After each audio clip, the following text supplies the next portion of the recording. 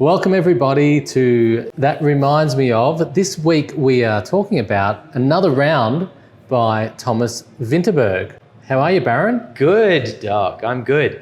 We're back at the Palace Cinemas. Yes. We are actually on the veranda this time because it's nighttime for the first time at the Palace Cinemas for us, and we had to leave from inside. The lights got dimmed, the music got cranked up just as we were about to start. It was tough. Are you going to give your normal spiel before we go to the yeah, music? I should. So this is the show where we talk about films and the films that they remind us of, and we love spoilers. So carry on with this if you don't care about spoilers. Let's get into it. All right.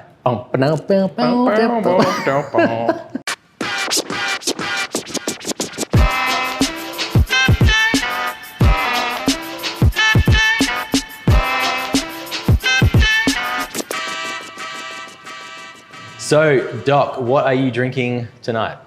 I think we may have introduced this drink last episode. It's called Summon the Baron. Summon the Baron. And Mine looks a bit melty. Did yours have ice in it before? Well, it did, but It took us so long to set up. But we had like 20 minutes of trying to set up and find a good spot where the light and the sound was all perfect. I know. And look, I've got, nice building architecture behind me, all lit up. Apologies if in post-production, if we realise that this is really crap. Passable is what we've achieved. That is it. We'll do the best we can. Tell us about the film, Doc. Oh, geez, it's my turn, is it? Yeah, it's your turn. Crikey. Premise. Okay. Just a premise. We don't need a full synopsis. Well, the premise is we start with this chap. What's his name? Mads Mikkelsen. Mads Mikkelsen. Who we both freaking love. Yeah, I love Mads. I love Mads more.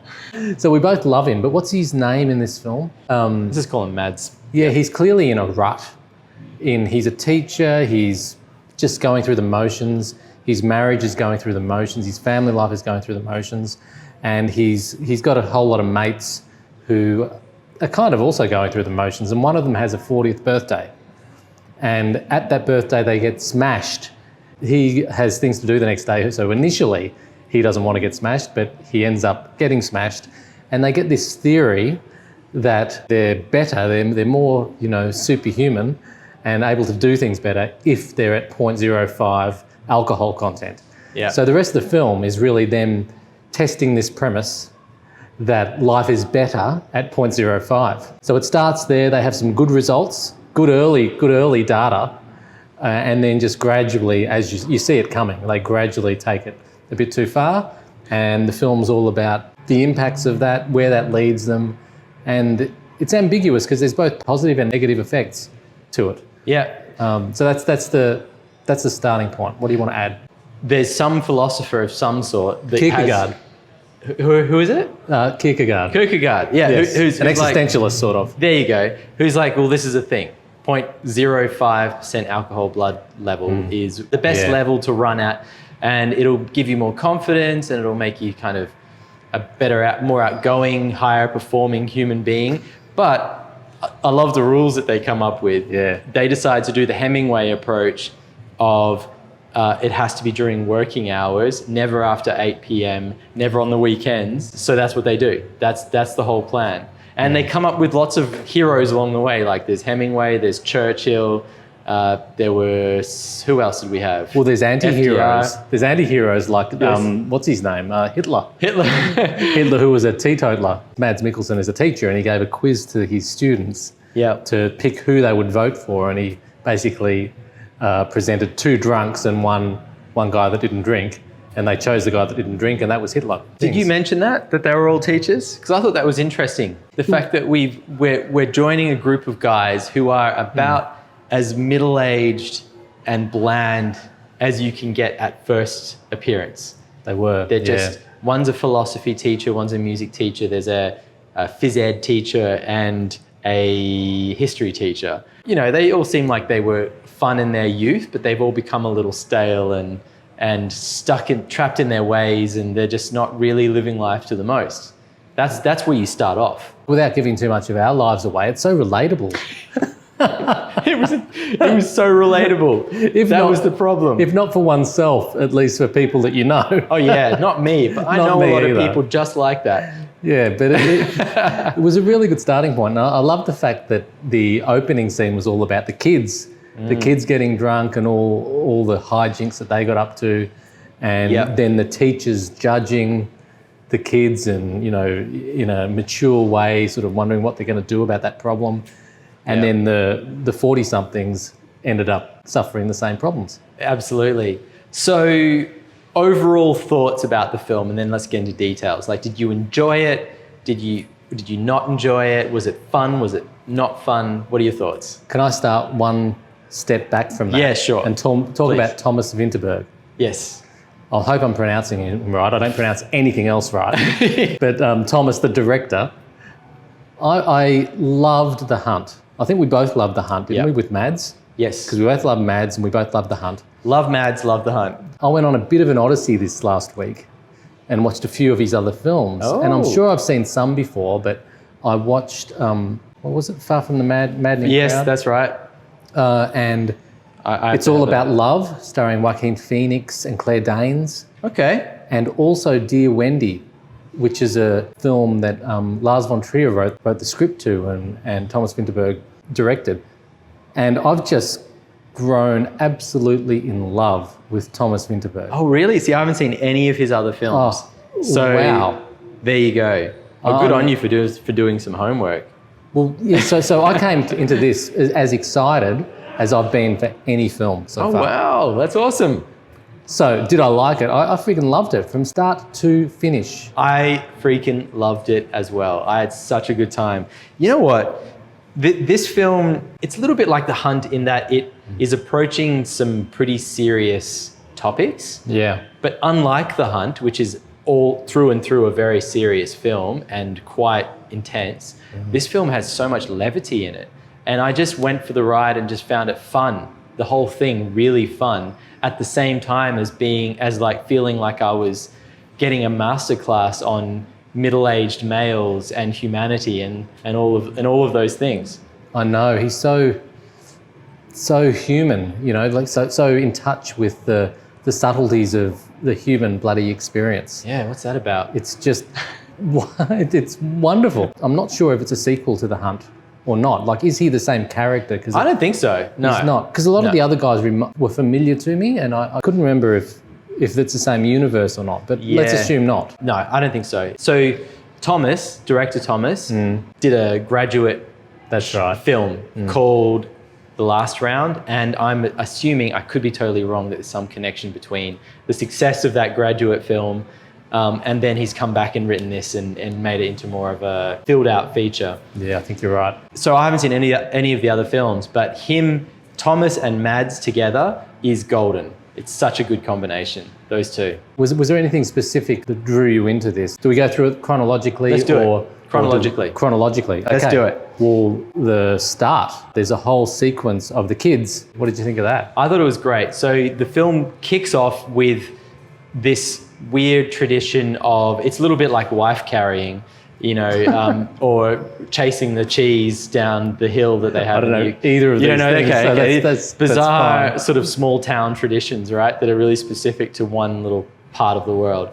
This is another one of those where all the kids have to carry a case of beer, race around a lake and drink the whole case as they go, which is ridiculous and, you know, dangerous, but also great, because that's, you know, what small towns are all about, right? Those sorts of traditions. And it gets you off on the right, I don't know, it sort of sets the whole film up, and it sets you off on this sort of path of kind of knowing that this all leads to alcoholism, but there's actually also something about letting go of your inhibitions, having a great time with your friends, and being like living life to the full in some way. That becomes a theme for the whole film. Completely. He's like, we've got some interference there of some sort of noise. Because it's Pentridge. What do you Again, think? we're outside, we're outdoors. But he's a master of tone, isn't he? Like, that little vignette at the start just included so much data that informs your impression of the whole thing. Yeah, I wonder if that harked back to his earlier film. We'd have to watch it. But, We'd have to watch it, yeah. And you know, the earlier film might have been all about that in some ways, you know. And then it introduces you to all of the main characters, all of the teachers, and very quickly gets you into this idea of drinking to that 0.05 alcohol level. But what I loved about that scene more than anything, which is the 40th birthday of the friend. Yeah. Let's move on to that scene. I was going to ask you about that. Yes. Yeah, I loved it because there you saw for the first time the levity disappears and you see Mads, the vulnerability and how lost his character is. There's been a lot of rumors about this being a potential Oscar nom for Mads Mikkelsen, and that scene alone just took me there straight away. And I was like, yes, this guy, he's got it. I'd give him the Oscar tomorrow. Yeah. I think that's where the vibes of The Hunt came in. Because it's Mads, I had a sense of all the baggage of that previous film. Yeah. And just a whole lot of life stuff that has worn him down. And then he's there with all these mates, they're all drinking, and he's determined not to drink. Yep. And he goes for half the scene not drinking, and you're sort of proud of him in a way, but you feel for him because they're romanticising every bloody sip that they take. Yes. And he caves. And it all caves in from there. He caves. And the line that really gets him, which I thought was brilliant, was that his friend diagnoses, like, so brutally honestly what his issue is, and that he's lost the joy in his life. Oh, I wrote that down. Yeah. Yes.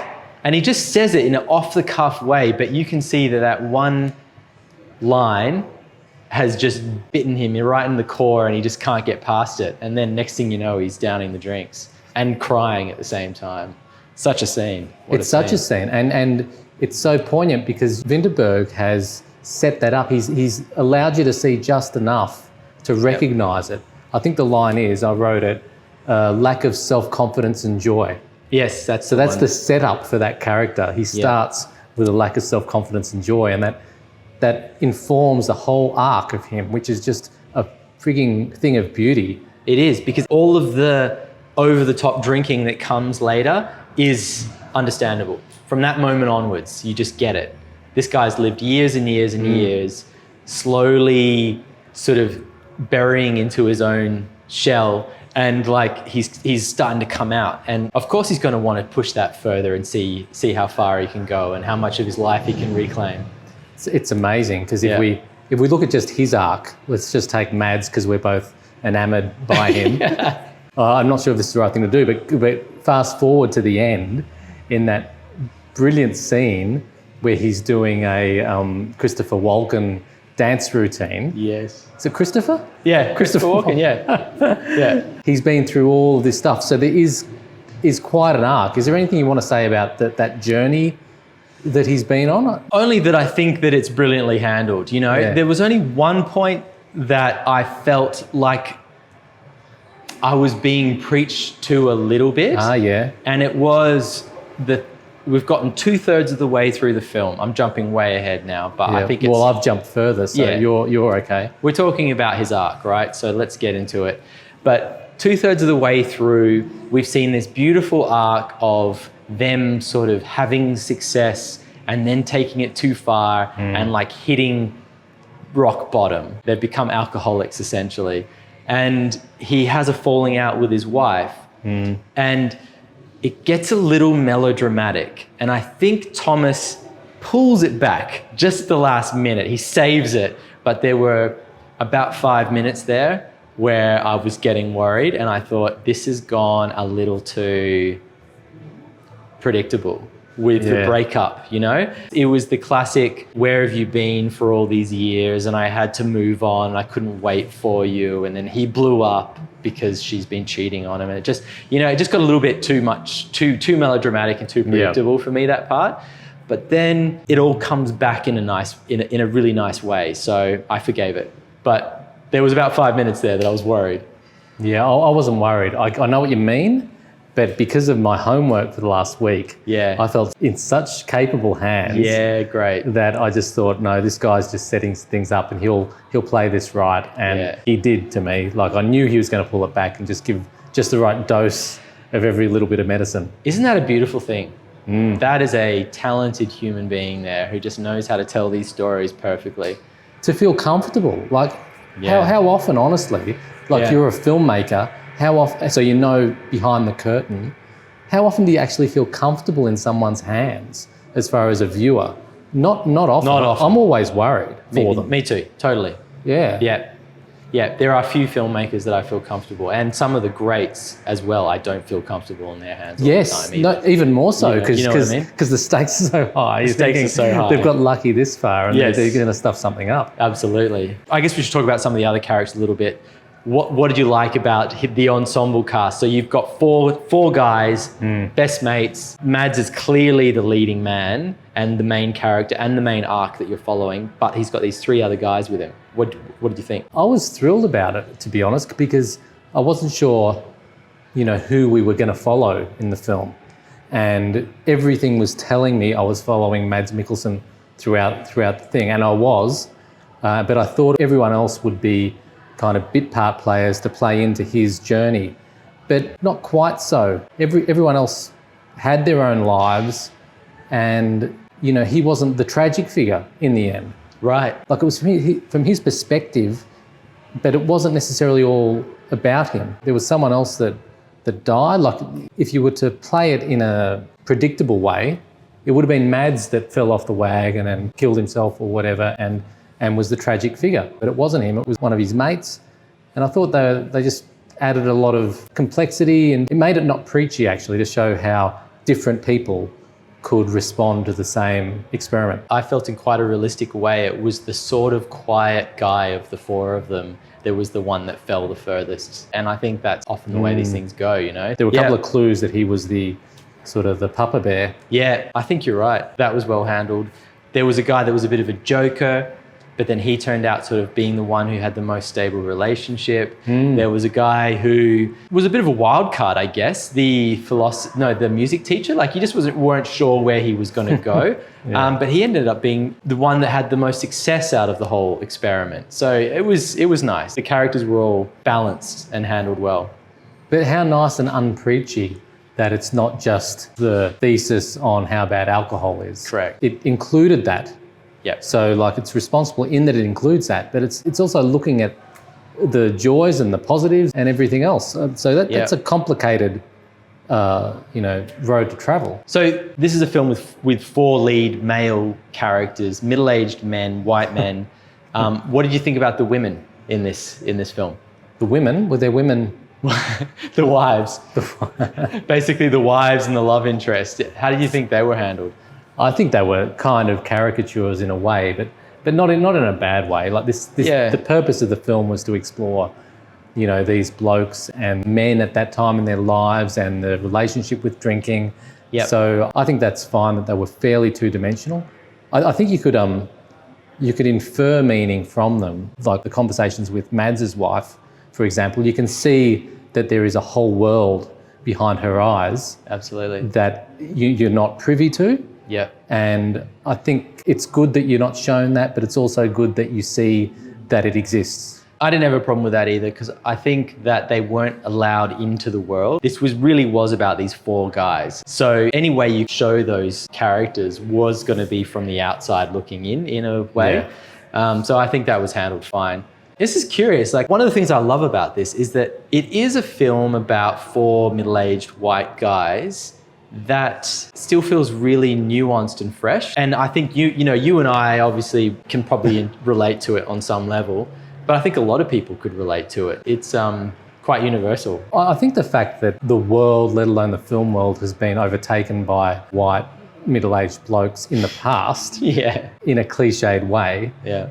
Let's put a line under that, and we're in a new world now, hopefully. Yeah. Every topic, every character type can be looked at in a pensive, thoughtful way. And I think just this director does that. And he's done that in everything he's done, whatever the subject matter. Yeah, totally agree. And one of the things that I took away from this was just this overwhelming feeling of life is there to be enjoyed, and that finding joy in your life and what you do is the most important thing. And that seemed to be underneath the whole alcohol. Like, you could almost replace alcohol with getting out on the weekends for hikes, or weed, or any number of things. Like, you could almost take that out and replace it with something else, which is basically the underlying message is, don't become a machine that just does his job every day, clocks in, clocks out, and then goes home kind of numb from the whole experience. That's true. I found I live next to a river, literally on the river. Yeah. And see people kayaking every day of the week. Yeah. And I've never been. And then I see him do it, and he's sober when he's doing that. Yes, yeah. You know, I think that was telling. That shows how far he had come with the little experiment. But at the end of the day, probably the thesis holds true that 0.05 is a good place to be. Yes. Just don't go above it. They hadn't pushed it so far. They went to 0.1 and then they went to 0.2. I mean, obviously that's ridiculous. It's going to get sloppy at that point. That's a weird message, because that, you know, if you deconstruct, that is the message that, hey, drink, but don't drink too much. In moderation. Drink in moderation, folks. Drink during the day in moderation. And your life will get better. Yeah. That's what they're saying. Exactly. That's the message, right? We should all take away. We haven't covered the whole film because there's too much nuance to cover it all. But do you want to get into Reminds Me's of? Yeah, I think so. But, I mean, there's not much more to say. We both love it. Yeah. And there's very little negative to say about this film, I think. Yeah, so nothing for me. I think most people will like it a lot. One thing that I found interesting that I just wanted to mention was that when you're in a festival type film, and this isn't really that, but it's an indie film. No, it is.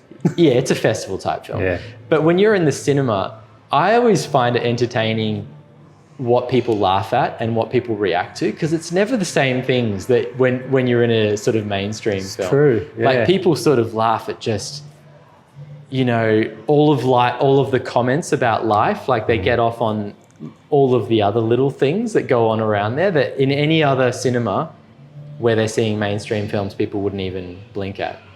And that's what's nice about the audience. I listened to someone recently, I think it may have been Vinterberg, possibly, because I listened to a podcast with him and Mads talking about something. Oh, wow. And I think if it was them or someone else, we're talking about how important the audience is as in meaning from the film, and every audience is different, and that exactly what you said. And it's so true. If you find something funny, or if you hear other people laughing, it reinforces that.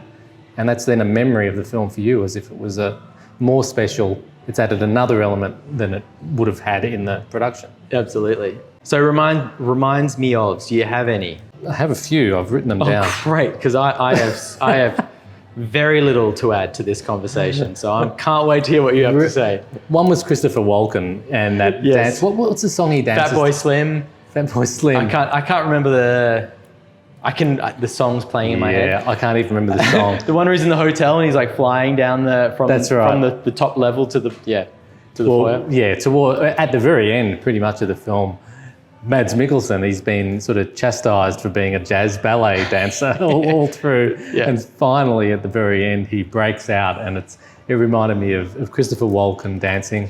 There were some moves that were just even similar. Yeah.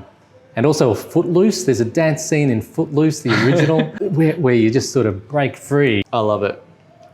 I hope you've got another. Oh, you got nothing? I'll keep going. I'll go all day. Okay, there was a moment in the film where they showed some real footage of Bill Clinton, Boris Yeltsin. How good was that? That was amazing. You and I were both cracking up the whole way through that. Just incredible. Well, in the middle of this, fiction, we're then just exposed to all this real footage of people in power, men in power for the most part, getting smashed and being in public smashed. Yeah. And it was so beautifully tied into the film, but it reminded me of Spike Lee in general. Oh, yes, of course, like Da 5 Bloods. Da 5 Bloods. Intercut with real footage. Beautiful. Yeah, absolutely. And other stuff that Spike Lee's done, I think. I think he's got a habit of connecting real with fiction. Yeah. So there's Spike. That's another one. I have another one for you. I cannot remember the name of the film. We watched it as part of MIF. And it was the film where everyone was sweating all the time. And the guy was getting rats put in his locker. And do you remember what that film was called? Oh, it was one of my favourite ones. Yes.